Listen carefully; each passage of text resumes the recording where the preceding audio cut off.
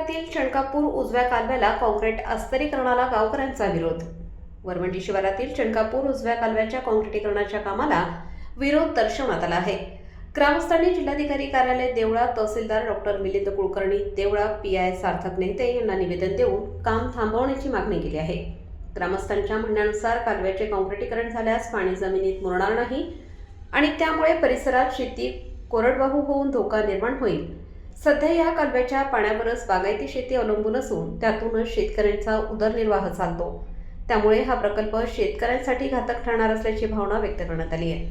वरवंटी गावातून कालवा जात असूनही त्याचा स्थानिकांना फायदा होत नसल्याने अशी ठाम भूमिका ग्रामस्थांनी घेतली आहे।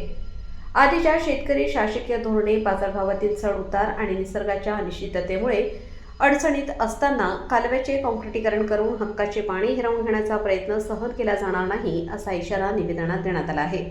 लोकप्रतिनिधी आणि संबंधित अधिकाऱ्यांनी प्रकल्पाची तातडीने दखल घेऊन काम थांबवावे, अन्यथा शेतकऱ्यांच्या वतीने तीव्र आंदोलन करण्यात येईल असा इशारा ग्रामस्थांनी दिला आहे।